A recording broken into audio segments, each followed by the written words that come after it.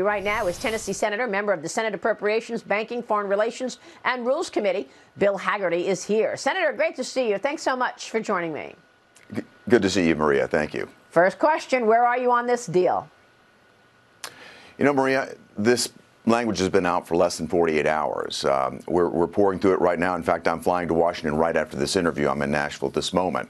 But I'm deeply concerned about it. We've got a tremendous amount of difficulty in our system right now because of the massive spending that the Democrats have undertaken. That spending has put our economy into a very challenging situation, and we've got national security crises mounting all over the world. This needs to be a serious set of cuts. And what I know, it's better than the blank check that the Biden administration was asking for, but there's a lot more to be dug into. The House has got the bill right now. They're going to move through their process today with the Rules Committee, and then on Wednesday night after the markets close, my understanding is they'll vote on it. I'm going to be watching this very closely and talking with my colleagues.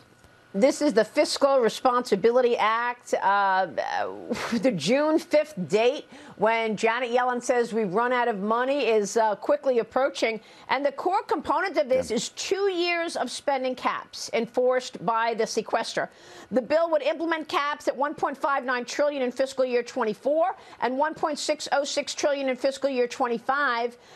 You've also got Kevin McCarthy's promise that he was going to rescind the money to the IRS. Republicans are saying there's not enough there. The president still has billions to hire all those IRS agents to audit American families. And then, of course, there's the issue over defense spending at a time that China is increasing its provocations against the United States. Where specifically will you be looking for change?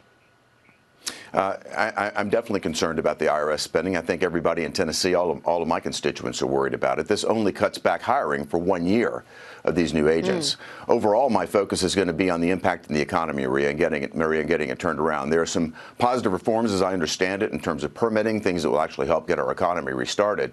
But we also need to take into account the fact that we're at the precipice of a debt shutdown. This isn't just a government shutdown. This is going to bring the full faith and credit of the United States into play. That would have a dramatic impact on people that are trying to buy a home, people who are trying to refinance anything in America. In fact, it would have an impact on the cost of our debt here and our interest expense as a nation. So it's a precarious place that we found ourselves in. I've noticed that Janet Yellen has moved the X date out to give enough time to get this navigated. I think there's going to be more negotiation here, but again, a lot more to learn over the course of the next several days.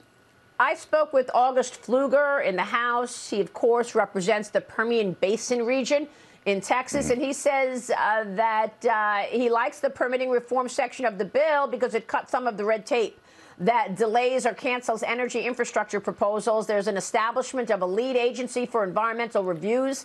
He says it streamlines the process to establish one environmental document when multiple agencies are involved. Look, you've got to say Joe Biden did move on some of these things. He moved on permitting. He moved on caps. But the Republicans feel it's just not enough. Is that a good encapsulation of what we're talking about here? Well, the permitting issue is an area where, I've been very focused, Maria. You remember what I did on permitting reform for semiconductor manufacturing here in America. That's right. That was a major step in the right direction. We need to see more of it. But again, I'm going to be balancing all of this against the fact that we're giving up 2 years of extension here. We better be getting something significant for it.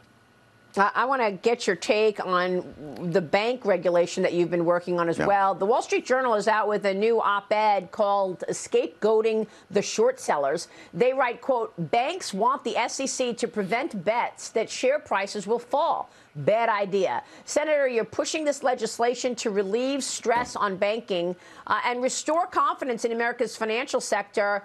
This could not be more important as the regionals are lending to 90% or 80% of the small business community. This is about small business, right?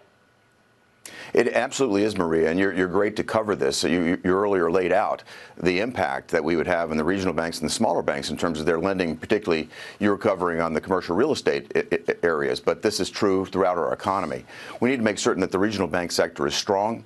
What we've got right now, we had a tremendous amount of short pressure on regional banks earlier this month. That's eased a bit, but I remain very concerned because we've seen the most rapid rate increase imposed on our economy by the Fed in the past 4 4 decades. That's put a lot of stress on banks. We need to be careful that we're not going to allow this to turn into another precipitous meltdown. So my legislation addresses it on multiple points. The most important, Maria, is that it facilitates mergers of banks if the end result's going to be a healthier combination. Right now, we've got a regulatory system in Washington and an administration in the Biden administration that has been, very, very difficult to deal with in terms of bank mergers. And basically, they put a huge chilling effect on that. My legislation would grant a waiver for bank mergers that, again, if a healthy bank is trying to acquire one under stress, the result of the 2 banks combined is going to be a healthy bank. Let that pass through quickly on a fast-track basis, and that will allow the market to resolve the problems as opposed to leaving it to the FDIC, the auction process, and ultimately the American taxpayer to deal with it. Yeah. So we've got to step in and put some real reforms in place. I think I'll get bipartisan support for this. Yeah, I mean, it's important to, identify whether or not this is one of those GameStop moments where you've got short sellers trying hard to take down banks and spreading rumors about it that actually affects the markets. But I want to get your take on China as well, Senator, because Pentagon officials say that China has declined a request for Defense Secretary Lloyd Austin to meet with his counterpart, Beijing's new defense minister, this week. I spoke with the Gatestone Institute senior fellow Gordon Chang earlier in the show to get his reaction. Watch this. First of all, we should not have requested the meeting with the Chinese Defense Minister, General Li. And the reason is the guy's under sanctions. These are our sanctions. And by requesting the conversation, we showed that we're not serious about the measures that we impose, and that it contributes to a further breakdown in deterrence. Senator, your thoughts? Why are we begging China for meetings rather than being tough on them for sending a surveillance balloon into America and allowing it to traverse the country for almost a week? Next only to you, Maria, Gordon Chang has the clearest view on this, and I could not agree more. What our administration, the Biden administration, seems to be doing is just, asking for a press op, a photo op with these senior leaders in China. I don't see any benefit to us at all. We need to be standing strong right now, making our economy stronger, making our national defense stronger, and speaking from a position of strength. This is anything but that, and how embarrassing. The Chinese saw the opportunity here, and they took it. And now you've got Lloyd Austin in a position where he's on his heels. We should not have ever asked for this. We shouldn't have found ourselves in this position. Once again, America on its heels regarding communist China. Amazing. Senator, it's always a pleasure to get your take on these things. Thank you, Thanks, sir. All right, Bill Good to be with Hagerty you. this